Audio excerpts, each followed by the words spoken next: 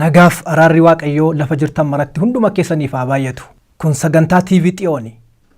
TV'n Xiyoon kan waldaa kiristaanaa warra wangeelaa weedduu Xiyoon addunyaa ta'ee karaa tamsaasa TV mo'aa kan isinii darbudha. Ani maqaan koo ergamaa Darajjee Dagafuun jedhama. Abbaa Mul'ataa Hundeessaa waldaa kiristaanaa warra wangeelaa weedduu Xiyoon addunyaati. Sagalee waaqayyoo ani ibsin har'a wal wajjin ilaallu macaafa abboota firdii boqonnaa 3 lakkoofsa 1 hanga 5tti kan jiru irratti hundaa'uudhaani. Macaafa abboota firdii boqonnaa 3 lakkoofsa 1 hanga 5 nan dubbisa akkasidha maqaa waaqayyootiin. Waaqayyo namoota Israa'el warra lola biyya Kana'aan keessatti ta'e hin argin qoree ilaaluudhaaf saba garaa garaa achitti nambise. Inni saba Israa'el keessaa dhaloonni gara booddee warri lola hin argin kun lola akka baran hin barbaade. Sabni warri achitti hafan kunis gurguddoota Filisxeemotaa warra humnaan mo'an Kana'aanota, Sidoonota, Hiwoota warra tulluu Libaanoon gubbaa tulan Ba'aal Hermoonii hammatti lixa Haamaatiitti jiraatanidha. Sabni garaa garaan kun achitti argamuun isaanii namoonni Israa'el abboommii waaqayyoo karaa Muusee abboota isaaniif kenne sanaaf abboomamuun isaanii qoramee akka ittiin ilaalamuuf ture. Egaa sabni Israa'el warri Kana'aanotaa, Heetotaa, Amrootaa, Pherizootaa, Hiwootaaf Yibusoota gidduu in jiraatanii. Ameen. Waaqayyo akka nutti dubbatuuf in kadhanna. Madda nagaa, madda aara galfii, abbaa keenya gooftaa keenyaa galanni ulfinni bara baraan siif haa ta'u. Yeroo kana immoo dhugaa qulqulluu sagalee kee isa jiraataa kun nutti dubbadhu. Kana hundumaa waan gootuuf si haa galatu. Mormitoonni dhugaa dubbii kee maqaa gooftaa Yesuusiin kan rukutaman haa ta'ani. Ati duwwaan kottu nu eebbisi maqaa keetiin. Ameen. Galanni bara baraan Yesuusiif haa ta'u. Mata duree man hamma isinii kenne macaafa abboota firdii boqonnaa 3 lakkoofsa 1 hanga 5 irratti hundaa'uudhaan mata duree Waaqayyo qoreessi ilaala jedhu wal wajjin ilaalla. Waaqayyo qoreessi ilaala. Yesuus maqaan isaa bara baraan haa ulfaatu. Waaqayyo qoreessi ilaala. Waaqayyo akkamittiin qoree nama ilaalaa? Egaa waa'ee qorumsaatiin kan wal qabatu waa'een qorumsaa yeroo ka'u namni hundumtuu waa'een qorumsaa ittiin tolu namni hundumtuu qorumsa hin jaallatu. Haa ta'uuti erga qoramanii booddee bu'aan argamu bu'aa guddaa kan nama gammachiisu saatisfaakshinii boqonnaa irkaataa kan namaa kennu ta'uusaa sagalee waaqayyoo nutti dubbata. Sagalee waaqayyoo irraa argachuu dandeenya. Waaqayyo qoreessi ilaala. Galanni bara baraan Yesuusiif haa ta'u. Mata duree kana bal'inaan utuu wal wajjin hin ilaaliin dura waa'ee macaafa abboota firdii gabaabsinee wal wajjin ilaalla. Macaafa abboota firdii jechuun maal jechuudha? Gabaabsinee yoo wal wajjin ilaallu abboonni firdii kan jedhaman bara kakuu moofaatti moototni Israa'el irratti osoo hin mo'in dura sanyii moototaa keessaa kan hin taane biyyicha qabaa diinaatti kan bilisa baasan jagnoota akka turan macaafni qulqulluu ni dubbata. Abboota firdii jechuun bara kakuu moofaatti moototni Israa'el irratti osoo hin mo'in dura sanyii moototaa keessaa kan hin taane biyyicha qabaa diinaatti kan bilisa baasan jagnoota akka turan macaafa qulqulluu keessaa ilaaluu arguu dandeenya. Bal'inaan waa'ee macaafa abboota firdii kana hamma immoo waan muraasa ilaallee sabni Israa'el lafa dhaala isaanii erga ga'anii fi Iyyaasuun erga du'ee booda sabni Israa'el waaqayyoon dhiise. Sabni Israa'el lafa dhaala isaanii erga ga'aniif Iyyaasuun erga du'ee booda sabni Israa'el waaqayyoon dhiise, waaqayyoon dagate. Waaqolii tolfamoo biyya keessaaf sagaduu, aarsaa isaaniif dhiyeessuu, waaqolii ormaa waaqeffachuu, fuula waaqoo irratti hamaa hojjechuudhaan waaqayyoon aarsanii waaqayyoon gaddisiisani. Sababa kanaan waaqayyo isaanitti ori'ee isaanitti dheekkame. Waaqayyo isaanitti ori'ee isaanitti dheekkame. Waggoota dheeraa booddee waaqayyo isaanitti haa ori'u malee isaanitti haa dheekkamu malee waggoota dheeraa booddee waaqayyo isaaniif gaddee gara ofii isaatiitti isaan deebisuudhaaf jedhee warreen diina isaanii warra isaan booji'uudhaaf dhufan dabarsee harka isaaniitti kennaa ture.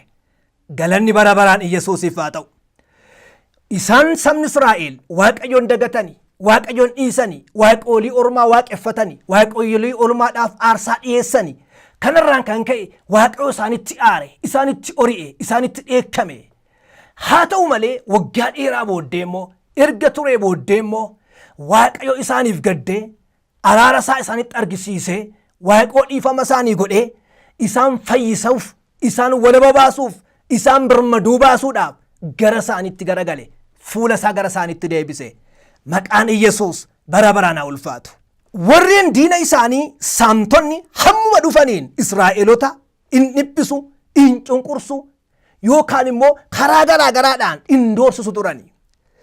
Gara kana ilaalaniitu isaan gara waaqootti iyyatu. Warreen diina isaanii yeroo gara isaanii dhufan, yerootti isaan saaman, yerootti isaan cunqursan, yerootti isaan hacuucan, isaan immoo gara waaqootti iyyatu. Gara waaqayyootti deebi'u, gara waaqayyoon kadhatu. Maqaan waaqayyoo bara baraan haa ulfaatu. Yeroo sanatti waaqayyo isaan fayyisuudhaaf isa isaan isaanitti iyyan, isa isaan isa kadhatan argeechuudha waaqayyo. Isaan fayyisuudhaaf, walaba isaan baasuudhaaf, roorroo isaan irraa deebisuudhaaf, roorroo diina isaanii isaan irraa dha'uudhaaf abboota firdii isaaniif kaase. Galanni bara baraan Yesuusiif haa ta'u. Abboota firdii waaqayyo kan inni isaanii kaaseef roorroo diinaa irraa deebisuudhaaf, irraa rukutuudhaaf, garbummaatti birmaduu bilisa isaan baasuudhaaf waaqayyo cunqurfamuu isaanii argee, dhiphachuu isaanii ilaalee, waaqayyo gooftaan maccaa isaanii gaddee araara isaanii godhee gara isaanii ilaalee abboota firdii isaanii kaase. Yesuus bara baraan gooftaadha. Harka warra isaan booji'anii, isaan saamanii, isaan weeraranii jalaa isaan akka isaan fayyisaniif, akka abboonni firdii kun walaba isaan baasaniif waaqayyo gooftaan maccaa abboota firdii isaanii kaase.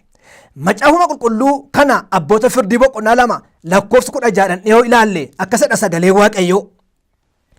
Lakkoofsa 16 yommus waaqayyo Israa'eloota harka saamtotaa jalaa akka baasaniif abboota firdii isaaniif kaase. Yommus waaqayyo Israa'eloota harka saamtotaa jalaa akka baasaniif eenyuun kaaseef? Abboota firdii kaaseef. Galanni bara baraan Yesuusiif haa ta'u. Harka saamtotaa jalaa Israa'elootaan akka baasaniif waaqayyo abboota firdii jagnoota yookaan immoo kutattoota isaaniif kaase. Sababni ka'uun abboota firdii Israa'eliin saamtota jalaa, warra isaan hacuucan, warra isaan booji'an, warra isaan bitan jalaa baasuudhaaf. Yesuus bara baraan maqaan isaa haa ulfaatu. Haleluuyaa. Isaanis du'a Iyyaasuu jalqabee hanga mootichi Saa'ol muudamee teessoo mootummaa irra taa'utti naannoo waggaa 300 kan ta'u biyyittii nagaatti eegani. Abboonni firdii kunis warri harka saamtotaati Israa'eliin baasuudhaaf, Israa'eliin oolchuudhaaf, Israa'eliin fayyisuudhaaf warri ka'an kun naannoo waggaa 300 ta'u du'a Iyyaasuu jalqabee hanga mootichi Saa'ol muudamee barcuma mootummaa, teessoo mootummaa irra taa'utti naannoo tilmaaman waggaa 300 ta'u biyyittii nagaa, gabii yookaan immoo birmaduutti ishee baasanii. Yesuus maqaan isaa bara baraan haa ulfaatu. Haleluuyaa. Abboonni firdii kun eenyu fa'i? Abboota firdii kana maqaa isaanii yoo wajjin ilaalle Otni'eel, Ihud, Shamgar, Dibooraaf Baaraaq, Geediyoon, Abimelek, Tollaaniif Yaa'iir, Yiftaa, Ibzaan, Eloon, Abdooniif Saamsoon turani. Abboonni firdii kun warri Israa'eliin harka hacuucaatti, harka diinaatti walaboomsanii, birmaduu baasanii naannoo jaarraa 3 kan ta'u yookaan immoo waggaa 300 biyyittii nagaashee kan eegsisanii, nagaashee kan kabachiisanii jagnoonni kun abboota firdii kan jedhamani warreen ani hamma maqaa isaanii isinii kaasedha. Galanni bara baraan Yesuusiif haa ta'u. Haalli qoqqoodinsaa kutaa macaafa abboota firdii bakka 3tti hirree yookaan immoo qoonnee ilaaluu dandeenya. Inni jalqabaan abboota firdii boqonnaa 1 hanga boqonnaa 2tti sababa abboonni firdii ka'aniif kan ibsudha. Abboota firdii boqonnaa 1 hanga 2tti sababa abboonni firdii ka'aniif kan ibsudha. Sababa abboonni firdii ka'aniif kan dubbatu, kan arginudha. boqonnaa tokko hanga lamaatti kan katabame, kan caafame, kan ifoome waa'ee sababa abboonni firdii ka'aniif kan dubbatudha. Abboonni firdii maaliif ka'anii? Ijoo dubbii isinitti himeera. Abbootuma firdii boqonnaa 2:16 yommus Waaqayyo Israa'eloota harka saamtotaa jalaa akka baasaniif abboota firdii isaaniif kaase. Israa'eliin harka saamtotaa jalaa baasuudhaaf Iyyasuus bara baraan gooftaadha. Egaa qoqqoodinsa isa jalqabaa keessatti sababa abboonni firdii ka'aniif dubbata boqonnaa 1 hanga 2tti. Sababni isaas immoo Israa'eliin harka saamtotaa jalaa baasuudhaaf biyya Israa'el nagaa ishee kabachiisanii, nagaa ishee eegsisanii, nagaa ishee sarbame iddootti deebisanii biyyittiitti nagaa buusuudha. Harka saamtotaa jalaa Israa'eliin baasuudha. Qoqqoodinsi inni lammaffaa boqonnaa 3 hanga boqonnaa 16tti seenaa abboota firdii kan ibsudha. Abboota firdii boqonnaa 3 hanga boqonnaa 16tti waa'ee seenaa abboota firdii dubbata. Waa'ee seenaa abboota firdii haasa'a. Boqonnaa 3 hanga boqonnaa 16tti dhandhee ilaalle waa'ee seenaa abboota firdii tokkoon tokkoon arguu dandeenya. Waa'ee haala jagnummaa isaanii, waa'ee haala gootummaa isaanii, akkamitti akka Waaqayyo isaan gargaare, akkamitti akka gargaarsa Waaqayyoodhaan bahanii galaa turani, akkamitti akka Waaqayyoon eegamani, akkamitti akka Waaqayyoon oolanii of kalanii diina isaanii rukutanii mo'atani, akkamitti akka injifannoo gonfatani, akkamitti akka saamtota jalaa Israa'eliin baasani, akkamitti akka biyya Israa'eliin fayyummaatti nagummaa ishee eegsisanii kabachiisanii akkamitti akka isaan deddeebi'aa turani waa'ee seenaa abboota firdii kan ibsu yookaan immoo kan dubbatudha. Kana keessatti egaa waa'ee seenaa Otni'eel in dubbata, waa'ee seenaa Ihud, waa'ee seenaa Shamgar, waa'ee Dibooraa, Baaraaq, waa'ee Geediyoon arguu dandeenya. Waa'ee Abimelek, Tolaaniif Yaa'iir, Yiftaa, Ibzaa, Eloon, Abdooniif Saamsoon tokko lamaan ifoomee katabamee caafamee argina. Maqaan Waaqayyoo bara baraan haa ulfaatu. Qoqqoodinsa isa lammaffaa boqonnaa 3 hanga 16tti seenaa abboota firdii kan dubbatudha. Isiniin jedheera. Keessumaa wanta nama dinqu waa'ee seenaa Ihud oon isinii kaase Ihud bitaachicha jedhama. Macaan qulqulluudhaan yoo ilaalle Ihud bitaachichi kun hinaaffaa gubaa qaba. Hinaaffaa ho'aa qaba. Jagnadha, gootadha. Maqaan Waaqayyoo bara baraan haa ulfaatu. Akkasuma waa'ee seenaa Geediyoon beektu. Tokkoon tokkoon qoqqoodinsa isa lammaffaa kana keessatti waa'een seenaa abboota firdii kan katabame, waa'ee seenaa abboota firdii kan arginu, seenaan abboota firdii kan iddoo kanatti haasa'udha. Inni dhumaa fi sadaffaanii qoqqoodinsi isaa boqonnaa 17 hanga boqonnaa 21tti.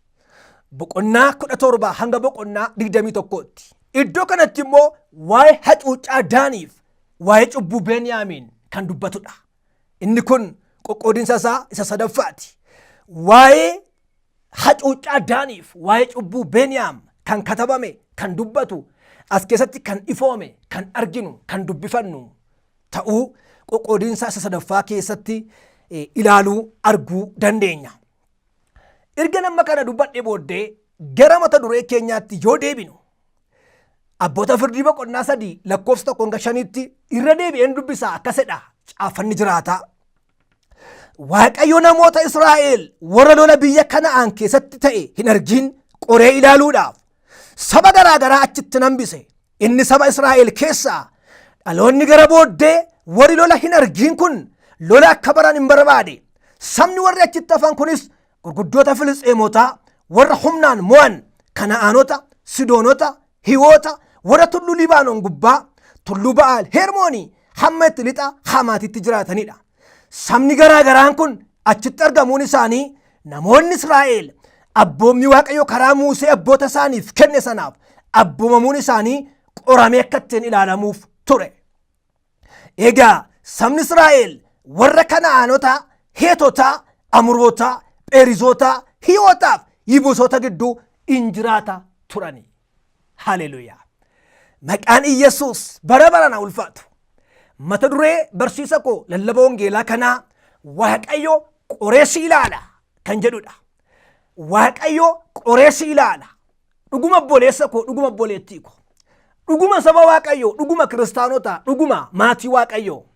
Waaqayyo qoree si ilaala, Waaqayyo qoree sin ilaala, Waaqayyo qoree nu ilaala. Galanni bara baraan Yesuusiif haa ta'u. Ijoon sagalee Waaqayyoo mata duree kana wajjin walitti firoomu, wal argatu, wal simu isa lakkoofsa 4 irra jirudha. Lakkoofsi 4 akkasidha. Sabni garaagaraan kun achitti argamuun isaanii namoonni Israa'el abboommii Waaqayyoo karaa Musee abboota isaaniif kenne sanaaf abboomamuun isaanii qoramee akkattiin ilaalamuuf turedha. Maqaan gooftichaa bara baraan haa ulfaatu. Kutaa kanatti Waaqayyo diinota isaanii biraa fixuu yookaan immoo biyya isaanii keessaa guutummaan guutuutti diina isaanii baasuu dhiisee hambaa isaanii, haftee isaanii dabarsee hambisee Waaqayyo. Maqaan Waaqayyoo bara baraan haa ulfaatu. Oolmaa Waaqayyo isaanii oole, lola Waaqayyo isaanii lole, falmii Waaqayyo isaanii falme hedduu argineerra, hedduu beekna, hedduu dubbifanneerra. Waaqayyo haala ajaa'ibaa, haala dinqii, haala raajeffachiisaadhaan sabicha geggeessaa ture. Waaqayyo saba isaa dura humnaan bu'ee warreen diina saba isaa dura saba isaatii akka hin jirre godhee Waaqoo gooftaan maccaa haala ajaa'ibaa, haala biyya dinqifachiisu, addunyaa mootota gurguddaa raajeffachiisuun Waaqayyo sabicha wajjin ta'aa ture. Kana qofa miti. Uumama nam tolchee warreen garaagaraa Waaqayyo saba isaa duraa rukutaa ture. Kana qofa miti. Waaqayyo saba isaa eegee tiksee geggeessee biyya isaaniif kakate Kana'aan yookaan immoo biyya aananiif damma yaasutti isaan galcheera, achi isaan qubachiiseera. Maqaan Yesuus bara baraan haa ulfaatu. Yesuus bara baraan gooftaadha. Haleluuyaa. Haa ta'u malee michoota koo, haa ta'u malee guutummaan guututti Waaqayyo iddoo kanatti Waaqayyo Israa'eliin biyya isaaf kakate Kana'aan biyya aananiif damma yaasuun isa ga'eera. Achi isa qubachiiseera. Horteen saba Israa'el dhaqanii achi qabataniiru, achi buufataniiru. Haa ta'u malee Waaqayyo saba sana wajjin haa ta'u malee, saba sanaaf haa lolu malee, haa falmu malee guutummaan guutuutti raawwatee iddoo kanatti kan nuti arginu warreen diina isaa Yibusoota, Heetota, Kana'aanota, Filisxeemota warreen garaagaraa duguugee haxaa'ee hin balleessine. Galanni bara baraan Yesuusiif haa ta'u. Sagalee Waaqayyoo durduuba deebinee ilaalle sagalee Waaqayyoo akkasidha macaafa Iyyaasuu keessatti. Seenaa Amaleeqiin duguugee nan balleessaa kana garbicha koo Iyyaasuutti medhe Waaqayyo Museedhaan. Iddoo kanatti garuu Waaqayyo beekaa hambaa diina saba isaa diina Israa'eliin hambise. Erga hambisee booddee sabni kun Pheerizoota, Heetota, Kana'aanota, Yibusoota warreen garaagaraa wajjin jiraachuu jalqabe. Kun maaliif? Sababa maaliitiif? Maqaan Waaqayyoo bara baraan haa ulfaatu. Isaan keessaa, Israa'el keessaa, saba Waaqayyoo keessaa dhaloonni gara booddee dhufan, dhaloonni gara booddee dhalatan, lola kan hin argin, qorumsa kan hin beekin, waa isaan mudatee kan hin beekne, akka ittiin ilaalaman, akka ittiin qoraman, akka ittiin sakatta'aman, akka ittiin yookaan immoo ittiin madaalamaniif Waaqayyo gooftaan maccaa hambise. Galanni Yesuusiif haa ta'u. Maal madaalamu, maal ilaalamu, maaliin qoramu? Galanni Yesuusiif haa ta'u. Haleluuyaa. Sagalee Waaqayyoo boqonnaa 3 lakkoofsa 4 irratti ifa nuu godheera, nuu kaa'eera. Irra deebi'een dubbisa ammas akkasidha. Sabni garaagaraan kun achitti argamuun isaanii namoonni Israa'el abboommii Waaqayyoo karaa Musee abboota isaaniif kenne sanaaf abboomamuu isaanii qoramee akka ittiin ilaalamuuf ture. Waaqayyo karaa abboota isaanii yookaan immoo karaa Musee abboommii isaaniif kenneera. Abboommiin Waaqayyoo saba kanaaf ifoomeera. Waaqayyo gooftaan maccaa wanta jaallatuuf wanta hin jaallanne, wanta fedhuuf wanta hin feene, maal akka barbaaduuf maal akka hin barbaane, sabichi maal akka godhuuf maal gochuu akka hin qabne Waaqayyo seera isaa abboommota isaa karaa Muusee sabichatti ifoomseera. Sabichaaf kenneera. Sabichaaf laateera. Egaa iddoo kanatti abboonni gara yookaan dhaloonni gara booddee dhufan abboommi Waaqayyo karaa Muusee abboota isaaniitiif kenne. Eegaa jiru moo eegaan jirani? Hojiirra oolchaa jiru moo hojiirra oolchaan jirani? Na dhaga'u moo na dhaga'ani? Akka sagalee kootti deddeebi'u moo hin deddeebi'ani kan jedhu ittiin qoree ilaaluudhaaf saba garaa garaa duguugee haxaa'ee guutummaan guutuutti biyyicha keessaa daangaa biyyichiirraa fageessuu baasuu dhiisee Waaqayyo gooftaan maccaa hamba warra Yibuusootaa, Kana'aanotaa, Heetotaa, Yibuusootaa achi kaa'e. Maqaan Yesuus bara baraan haa ulfaatu. Michuu koo fira koo saba Waaqayyoo kiristaanotaa ilaanii ergaa tokkoon isinii qaba. Al takka Waaqayyo gooftaan maccaa maaliif dhukkuba kana natti fidaa? Maaliif Waaqayyo na qoraa? Iddoo hojii kooti, lafa tajaajila kooti kun maaliif na mudataa? Kana maafan argee, kana maafan dhaga'ee? Kun maaf ta'a? Akkamitti ta'a? Ta'uu hin qabu jenna al takka.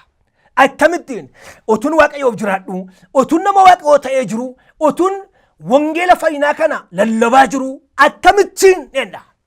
Lakki Waaqayyo beekaadha. Lakki Waaqayyo danda'aadha. Oolchaadha of kalchaadha. Waaqayyo aaboo qaba, aangoo qaba. Wallaalee miti. Galanni bara baraan Yesuusiif haa ta'u. Caafanni qullaan akkasidha.